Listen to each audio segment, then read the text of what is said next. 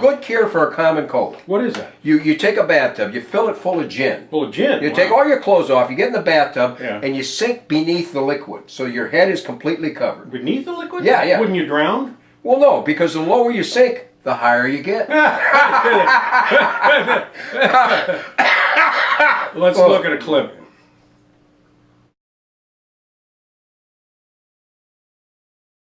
You know, you're talking about coffee. I'd like to make a point on coffee. I use the... Yeah, all right. All right. Okay. The 1 pound can... We're being sponsored by Cuisinart. Well, Cuisinart. Well, the 1 pound can, a third of it is air. You realize that there's 11 ounces in a 1 pound can of coffee? That's not fair. That's crazy. You know, I was thinking, as long as you're going to do that, I know you make them believe it's 1 pound and that's what they're used to, that's what they're going to buy, and then you got to save money, so you take out 5 ounces. Why don't you stick in 5 or 6 coffee filters in there in that space that you got? Talkin Movies. Huh? Well, I'm talking coffee is what I'm talking. You know who gives you an honest pound is Coffee Bean and Tea Leaf. Is that right? Yeah, an honest pound of coffee. I don't know. I could never afford to go in there and even shop at that. But if you think about it, say they charge $13 for a pound of coffee. Yeah. That compares to like $9 or $10 at the 12-ounce place. Do you get 16 ounces though? Yeah, 16 ounces of coffee. That's a pound. Yeah. Well, not for... Are you a math mate? No, a lot of these coffee makers, a pound of coffee is 11 ounces. No, it's not a pound. It's 11 ounces. It's a pound can. It's not a pound can. It's an 11-ounce can. It can't be a pound can. It doesn't have 16 ounces. Yeah, the can should hold 16 ounces. Yes, it should. If it's a pound can, it does. There's 5 ounces of air. Maybe we ought to have a show on some Talkin coffee movies. This is pretty good. Oh, folks, you enjoy this? This is a good, so we can do this too. You'll edit this out, but I think you should leave it in. To me, the most interesting part of this show is you yammering on. You're a good yammerer. I like to yammer, and you like to yammer too. Thank you. We're a couple of yammers. Okay, he recommends that. I recommend you don't see it. So, if we weren't going to get sued by Ebert and Siskel, we'd say one thumb. Well, let me just no, you can't do that. One disclaimer. His thumb. You're not Siskel. I'm not Ebert. His thumb is registered. You put your thumb like that, you're going to get sued. You're not Siskel. I'm not Ebert. No. They're worse than Disney. Ooh. I mean, I love them personally. Well, actually, Siskel's dead. But Roger Ebert's one of my absolute favorite film critics. But his thumb is registered. It's a trademark. Does he do a thumb thing? He does a thumb thing. Oh, I didn't notice that. Maybe I'll use the finger. There you go. This finger. One finger up for that movie. Yeah. I might choose a different finger. We ought to do a show on what I call pick and shovel actors. These are, you know the star, and you know the guy, the character actor that does all the films and sort of has a name. I'm talking about guys that work in the industry that you never notice, but have a lot of films. Yeah, like me. Yeah, what a great idea for a show. Or something. Yeah, pick and shovel actors. We're down to what, about 30 hits a week now. This will bring us down to about 10. Yeah, I could use it. How big is your family? Yeah, well, couldn't you?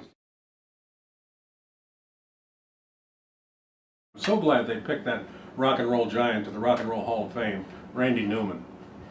He can rock. Is that rock? Yeah. No, I love Randy Newman. I love Randy Newman too, but I wouldn't consider it rock. Great. No, I know. But he's in the Rock and Roll Hall of Fame. Well, God bless him, you know. Well, he did write I Love L.A., and that's a good rock song. He's in that big redhead there. And oh, boy.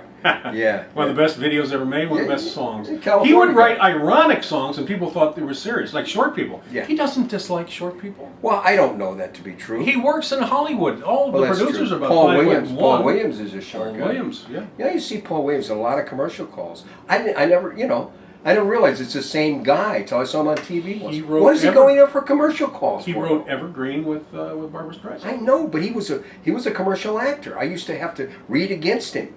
You know? How'd you do? Well, he's obviously much more successful than I am.